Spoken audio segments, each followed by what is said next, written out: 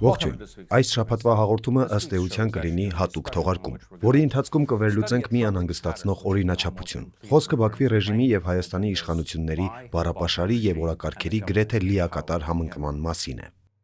Այժմ հատ-հատ մեկ հարցից մյուսը կանցնենք եւ ցույց կտանք այս ուղերձների համապատասխանությունը։ Առաջինը եւ ամենակարևորը ակնհայտորեն խաղաղության հարցն է, խաղաղության պատմույթը։ Այս կառավարությունը հետևողական կերպով մի ուղերձ է հղում, որ եթե իշխող ուժը չհաղթի այս ամռանը կայանալիք խորհրդարանական ընտրություններում եւ չվերընտրվի, ապա պատերազմ կսկսվի եւ որ նրանց հակառակորդ բոլոր ուժերը միասնաբար կողմ են պատերազմին։ Եկեք լսենք, թե ինչ է ասում Հայաստանի վարչապետը։ Հիմա էլ ասում եմ ըլնելու է պատերազմ սեպտեմբերին ու աղետաբեր պատերազմ։ Եթե քաղաքացիական պայմանագիր կուսակցությունը սահմանադրական մեծամասնություն չեմ ասում ընտրություններում հաղթի։ Ոնց ուզում եք ինձ ասում եք 18 տվին գայր ասեի, հիմա ասում եմ։ Հիմա եկեք լսենք, թե ինչ է օրեր առաջ ասել Նովրուզ Ասլանովը, որն Ադրբեջանի այսպես կոչված խորհրդարանի падգամավոր է։ Եթե Փաշինյանը պարտվի ընտրություններում, ապա կտուժի ոչ միայն քաղաքացիական պայմանագրի առաջնորդը, այլև Հայաստանը եւ հայ ժողովուրդը։ Եթե իշխանության գա ռուսամետ ընդդիմությունը, քիչ հավանական է, որ այն փոխի սահմանադրությունը։ Այդ դեպքում Ադրբեջանը կարող է պատասխան քայլեր ձեռնարկել, իր հիմնական օրենքում ավելացնելով դրույթներ, որոնք վերաբերում են Ադրբեջանի պատմական հողերին, որոնք ապօրինաբար օտարվել են, մասնավորապես Զանգեզուրը։ Հետաքրքիր կլինի տեսնել, թե նրանք ինչպես կարձագանքեն այսպիսի քայլին։ Ես բավականին լուրջ եմ այս քայլը առաջարկելու հարցում, եթե Հայաստանում իշխանության գա պատերազմի կուսակցությունը եւ անկախության հռչակագրի խնդրահարույց հղումը մնա Հայաստանի սահմանադրության նախաբանում։ Մեր հարևանները չպետք է մոռանան, որ ապրում են այն տարածքներում, որոնք մենք համարում ենք պատմականորեն ադրբեջանական հողեր։ Նրանք պետք է սա հիշեն։ Վերլուծելով սա եկեք մի բան հասկացնենք։ Հայաստանում պատերազմի կողմնակից կուսակցություններ չկան եւ ոչ ոք պատերազմ չի քարոզում։ Սա ամբողջությամբ մտածածին է եւ որն իրականում կրկնում է այս կառավարությունը եւ Բաքվի ռեժիմը։ Հետաքրքիրն այն է, որ կառավարությունը, որ նոր ու գիշեր բողոքում է Ռուսաստանի միջամտությունից, բացարձակապես ոչինչ չունի ասելու հարևան երկրի պաշտոնյաների մասին, որոնք ամեն օր սպառնում են մեր ընտրողներին։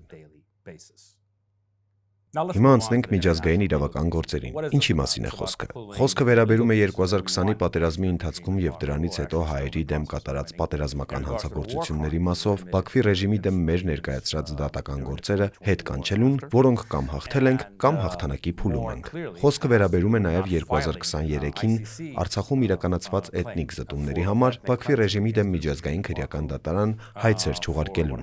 Եթե ուզում եք հասկանալ, թե որքան զգայուն է Բաքվի ռեժիմը միջազգային քրեական դատարանի հարցում,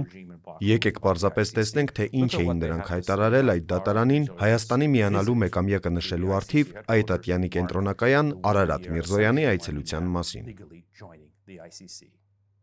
Մենք խստորեն մերժում եւ դատապարտում ենք Հայաստանի արտաքին գործերի նախարար Արարատ Միրզոյանի Ադրբեջանին ուղղված հայտարարությունը։ Այս հայտարարությունը եւս մեկ անգամ ցույց է տալիս, որ Հայաստանի միացումը Հռոմի կանոնադրությանը փորձ է օգտագործելու այդ ինստիտուտներ իր անհիմն պնդումների, չարամիտ գործողությունների, ատելության խոսքի, ապատեղեկատվության եւ միջազգային իրավունքի սխալ մեկնաբանության համար։ Հիմա եկեք հասկանանք, թե ինչ է սա փաստացի նշանակում։ Իրականում սա երկու բաղադրիչ ունի։ Առաջինը քաղաքական եւ գործնական է, իսկ երկրորդը բարոյական եւ պատմական։ Նախ անդրադառնանք քաղաքականին։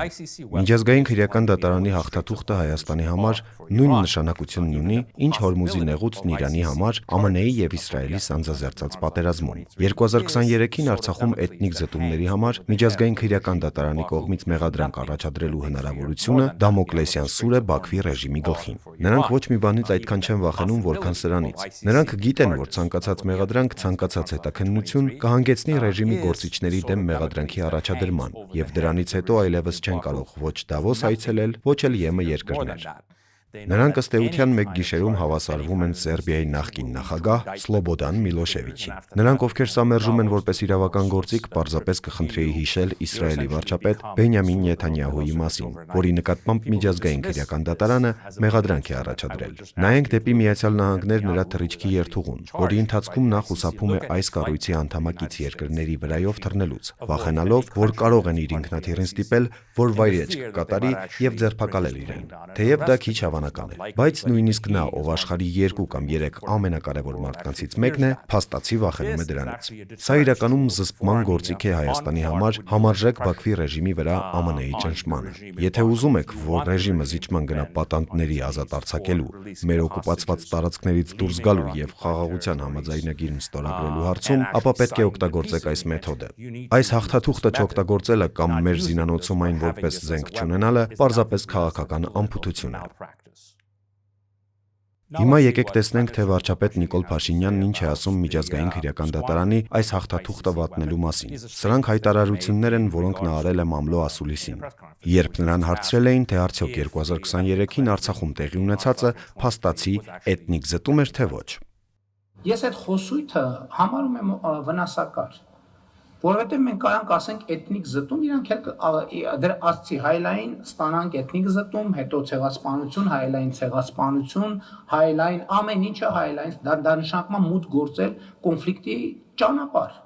որովհետև ես կարծում եմ, որ պետք է արդար իրականության հետևից գնալ եւ ոչ թե պատմական արդարությունը վերականգնելու հետևից գնալ։ Իրականում նա նկատի ունի, որ Արցախում էթնիկ զտումների համար Միջազգային քրեական դատարան հայցեր չեն ներկայացվի։ Մենք իհարկե massամբ արդեն անդրադարձանք դրա քաղաքական ասպեկտին։ Հիմա եկեք դիտարկենք պատմական եւ բարոյական կողմերը։ Նորագույն պատմության ընթացքում աշխարհում բացարձակապես չկա մի ժողովուրդ, որը ենթարկվել է ցեղասպանության կամ էթնիկ զտման եւ օրինական ճանապարհով չի օգտագործել իրավական գործիքներ։ Այդ գործողություններն իրականացրած մարդկանց պատժելու համար։ Անկախ նրանից, խոսքը վերաբերում է Բոսնիայում սերբ աշխարհազորայինների, թե Ուկրաինայում Պուտինի գործողություններին, Գազայում Բենյամին Նեթանյահուի գործողություններին, թե Ռոհինջա փոքրամասնության նկատմամբ Մյանմայի գեներալների հանցանքներին։ Իրավական այս հարցերը, որոնք հետ են կանչվում, կապված են նաև 2022-ին ջերմուկ ադրբեջանական զորքերի ներխուժման ժամանակ Հայաստանում կատարված հանցագործությունների հետ։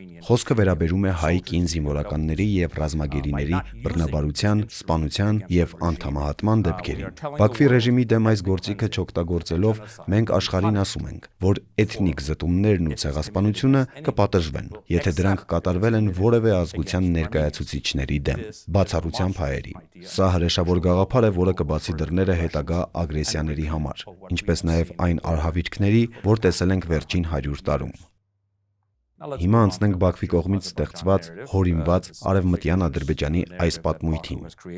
Կա պետության կողմից ֆինանսավորվող մի ամբողջ ինդուստրիա, որն առաջ է մղում այս պատմույթը, եւ դա ըստ էության Հայաստանի դեմ ապագա ագրեսիայի եւ տարածքային պահանջների համար հիմք նախապատրաստելու համար է արվում։ Եկեք տեսնենք, թե ինչ է այս մասին ասում Բաքվի բռնապետը։ Նախկինում Հայաստանը երբեք ներկայություն չի ունեցել այս տարածաշրջանում։ Այսօրվա Հայաստանը գտնվում է մեր հողերի վրա։ Հիմա, երբ Ղարաբաղի հակամարտությունը լուծվել է, սա է մեր օրակարգի հարցը։ Իհարկե, մինչև Ղարաբաղի հակամարտության լուծումը դրա մասին խոսելը վաղաժամ կլիներ, բայց հիմա մենք չպետք է ժամանակ վատնենք։ Պետք է վերադարձի հայեցակարգ մշակվի։ Հիմա տեսնենք, թե ինչպես է սրան արձագանքել Հայաստանի կառավարությունը։ Եվ ես ուզում եմ հիմա բաց հրապարակային Ադրբեջանին անել առաջարկ, որովհետև որքան նրանք այդ թեմաներով խնդիր ունեն, մենք էլ խնդիր ունենք։ Ես առաջարկում եմ, որ մենք ընդունենք համատեղ ճանապարհային քարտեզ այս երկու թեմաները զուգահեռ փակելու ուղղությամբ։ Այսպիսով այս անհիմն պնդումները դատապարտելու փոխարեն, որոնք ապագա ագրեսիայի համար նախատեսված միջոց են, վարչապետն իրականում օգտագործում է դրանք հայերին քննադատելու համար, միառժամանակ այս երկու պնդումների միջև ստեղծելով բարոյական, հորինված համարժեքություն։ Իսկ ամենակարևորն այն է, որ իրավական տեսանկյունից ադրբեջանցիների արևմտյան Ադրբեջան վերադառնալու ենթադրյալ իրավունքի այս հարցն արդեն հասել է դատարաններ եւ մերժվել։ Մինչդեռ Արցախի ժողովրդի Արցախ վերադառնալու իրավունքն իրականում երաշխավորված է միջազգային իրավունքով, եւ դա այն հարցը չէ, որի պարագայում նա կարող է զիջում անել, քանի որ նա չէ, որ երբևէ պետք է զիջում անի այս հարցում։ Հիմա եկեք անցնենք հայ առաքելական եկեղեցու շուրջ վեճին եւ տեսնենք, թե ինչ է ասում Ադրբեջանի կրոնական գլխավոր մարմինը հայկական եկեղեցու մասին։ Հայկական եկեղեցին մեծ սպառնալիք է Հայաստանի եւ տարածաշրջանի բոլոր հարևան երկրների համար։ Այժմ եկեք տեսնենք, թե ինչ ունի վարչապետ Փաշինյանն ասելու հայ առաքելական եկեղեցու առաջնորդի մասին, որին նա այլևս չի դիմում իր պաշտոնական տիտղոսով։ Կտրիչ Ներսիսյանը սպառնալիք է Հայաստանի պետական անվտանգությանը։ Եկեղեցու դեպքն իրականում մի փոքր ավելի բարդ է, քանզի իշխանությունները ներքին պատճառներ ունեն եկեղեցուն հետապնդելու համար, եւ պարտադիր չէ, որ դա պարզապես Բաքվի թելադրանքը լինի։ Ակնհայտ է, որ եկեղեցին այս կառավարության կողմից դիտվում է որպես գործիք Ռուսաստանի ձեռքին։ Դա նաեւ պայմանավորված է նրանով, որ եկեղեցին ինքն է հայկական քաղաքականություն մտել այնպիսի եղանակներով, որոնք բացարձակապես անընդունելի էին։ Սակայն շատ դժվար է չնկատել, որ եկեղեցու դեմ անցյալ տարի սկսված մեծ արշավը տեղի ունեցավ Շվեյցարիայում կայացրած համաժողովից բառացիորեն անմիջապես հետո, որը կազմակերպել էին եկեղեցին եւ շվեյցարական կազմակերպությունները։ Այդ համաժողովի ժամանակ խոսվել էր արցախցիների Արցախ վերադառնալու իրավունքի մասին, եւ դա չի կարող պատահականություն լինել։ Այժմ էլ եկեք քննարկենք սահմանադրական փոփոխությունները։ Վերջին 2 տարիներին Բաքվի ռեժիմը մշտապես պահանջել է, որ Հայաստանը փոխի իր սահմանադրությունը, որպեսզի Ադրբեջանը ստորագրի այսպես կոչված խաղաղության համաձայնագիրը։ Այս պահանջի մասին ի դեպ համաձայնագրում հիշատակում չկա, եւ դա ըստ էության խախտում է համաձայնագրի այն կետը, ըստ որի կողմերից որևէ մեկը չի կարող միջամտել մյուսի ներքին գործերին։ Այսպիսով, ի պատասխան Նիկոլ Փաշինյանը փոխանակ դատապարտելու սա եւ մատնանշելու այն պատճառները, որոնք ես հենց նոր նշեցի, ասում է հետեւյալը. Նոր սահմանադրության մեջ անկախության հռչակագրին հղում պետքա չլինի, եւ ասեմ ինչու, որովհետեւ անկախության հռչակագիրը կառուցված է կոնֆլիկտի տրամաբանության վրա։ Չենք կարող մենք կոնֆլիկտի տրամաբանության վրա գնալ եւ ուզենալ անկախ պետություն կառուցել։ Պետք է հասկանանք, թե սա ինչ է եւ այն իրականում 3 բանի մասին է։ Առաջինը եւ ամենակարևորն այն է, որ սա փաստացի նվաստացնում է մեր երկիրը, պնդում անելով, որ իրենք այս ժողովրդավարական երկրի, այս ժողովրդավարական մարդկանց ստիպել են փոխել իրենց սահմանադրությունը բռնապետիքը մահաճույքով։ Երկրորդ, ներքին անհամաձայնություններ եւ բաժանումներ առաջացնելն է Հայաստանի ներսում, այստեղ ապրող հայերի շրջանում։ Եվ վերջապես երրորդ, նրանք իրականում գիտեն, որ մեծ հավանականությամբ այս հանրաքվեն կձախողվի, քանզի երբ մարդիկ հասկանան, որ սահմանադրական այս փոփոխություններն իրականում Ալիևի պահանջով իրականացվող փոփոխություններ են, շատ հավանական է, որ դրանք ձախողվեն։ Նա նրանց հնարավորություն է տալիս գնալ եւ աշխարհով մեկ ասել. տեսեք, հայերը հնարավորություն ունեին քվեարկելու խաղաղության օգտին, բայց քվեարկեցին պատերազմի օգտին։ Մեր երկիրն այս ամենի միջով անցկացնել է, ինչը եւ անում է այս կառավարությունը, ոչ այլ ինչ է, քան քաղաքական անփութություն։ Ուզում եմ մի փոքր պարզաբանել իրավիճակը։ Կան դեպքեր եւ օրինակներ, սոցիալապես հակասական օրինակներ, որոնք ես մեջ բերել եմ։ Եթե Հայաստանի կառավարության եւ Բաքվի կառավարության պատմույթը դեպքերի 80%-ի պարագայում նույնական է, ապա դա շատ դժվար է չնկատելը։ Ընդհանուր առմամբ, եթե ուզում եք հասկանալ, թե ինչ է այս գործընթացը, ապա քաղաքագիտության մեջ կա մի արտահայտություն, որը կոչվում է ֆինլանդացում։ Ֆինլանդացումն այն գործընթացն է, որով ավելի հզոր երկիրը ստիպում է ավելի փոքր հարևան երկրին ձեռնպահ մնալ առաջին արտաքին քաղաքականության կանոններին հակառակվելուց, միաժամանակ թույլ տալով նրան պահպանել իր անվանական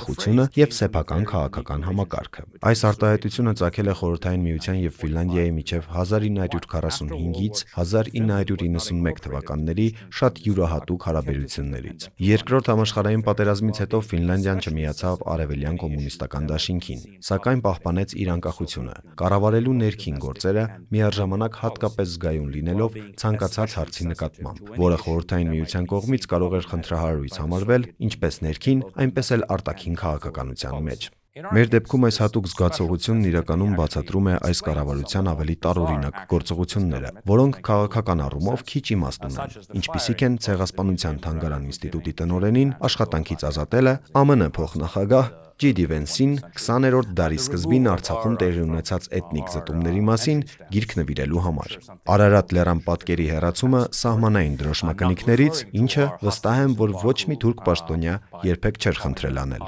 Բաքվում պահվող մեր հայ գերիներին պատանդներ կամ գերիներ անվանելուց հրաժարվելը, նրանց մասին խոսելիս կիրառելով այնպիսի ձևակերպում, որը պարզապես բացարձակապես անհասկանալի է։ Չհիշատակելով բոլոր այն աղետները, որոնց ենթարկվել ենք սեպտեմբերի 13-ին ադրբեջանական զորքի ջերմուկ ներխուժումից մինչև սեպտեմբերի 19-ը Արցախում էթնիկ զտումների սկիզբը եւ սեպտեմբերի 27-ը 2020-ի պատերազմի սկիզբը։ Նրանք ամեն գնով խուսափում են այս օրերը հիշատակելուց։ Սակայն երկրի մնացած մասն այս օրերին այցելում է մեր հուշարձաններն ու գերեզմանները։ Եվ իհարկե նրանք չեն օգտագործում Արցախ եզրույթը, ինչի համար ի դեպ նրանք շատ հպարտ են։ Վերը նշվածը քաղաքական ձախողում է։ Հետևաբար արժե հարցնել, թե ինչու են նրանք դա անում։ Եվ միակ բացատրությունն այն է, որ մենք ունենք ղեկավարություն, որը լիովին ֆինլանդացված է։ Եվ կարծում եմ, որ հաջորդ մի քանի տարիների պայքարը, հատկապես եթե այս կառավարությունը վերընտրվի, կլինի երկիրը ֆինլանդացնելու նրանց փորձը։ Մեզ եւ մեր բնակչությանը ստիպելու համակերպվել սրան որպես ամբողջ երկրի համար ընդունելի մի բանի։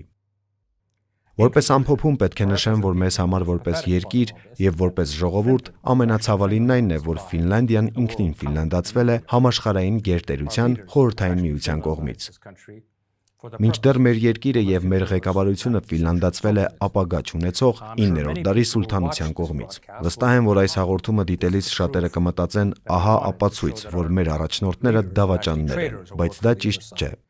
Իրականում իրավիճակն ավելի վատ է։ Նրանք վախկոտ միջակություններ են, որոնք շատ քիչ բան գիտեն աշխարհի մասին եւ կարծում են, որ իրենց գործը թուլությունը կառավարելն է, այլ ոչ թե ուժ զարգացնելը։ Շնորհակալություն հաղորդումը դիտելու համար։ Մենք մեր հայրենիքը ոչ մի միլիմետր չենք զիջի։ Մեր իրավունքը ոչ մի միլիմետր չենք զիջի։ Մենք պիտի հաղթենք, որովհետեւ մենք պարտվելու տարբերակ չունենք։ Հայ ժողովուրդը պետք է գոյություն ունենա հավիտյան։ Հայաստանի Հանրապետությունը պետք է գոյություն ունենա հավիտյան։ Արցախը պետք է ապրի։ Եվ Արցախը պետք է լինի ինքնորոշված, եւ Արցախը պետք է լինի անկախ, ինքնուրույն, հզոր եւ հպարտ, ինչպես այսօր է, ինչպես եղել է։ Եվ ուրեմն այսօրվա մեր հավաքը, այսօրվա մեր նիստը միասնության, վճռականության եւ հաղթանակի մասին է։ Պատրաստ եք ձեզ հաղթանակի, պատրաստ եք ձեզ նվիրումի, պատրաստ եք ձեզ զոհողության, որովհետեւ սա վճռական ժամանակ է։ Եվ մենք միասնական ենք, քան երբևէ։ Եվ ուրեմն կեցցե ազատությունը, կեցցե Հայաստանի Հանրապետությունը, կեցցե Արցախի Հանրապետությունը։ Եվ կեցցենք եւ մենք եւ մեր երեխաները, որ ապրելու ենք ազատ եւ երջանիկ Հայաստանում, ազատ եւ երջանիկ Արցախում։ Փառք Հայոց բանակին, փառք Հայոց զինվորին, շնորհակալ եմ։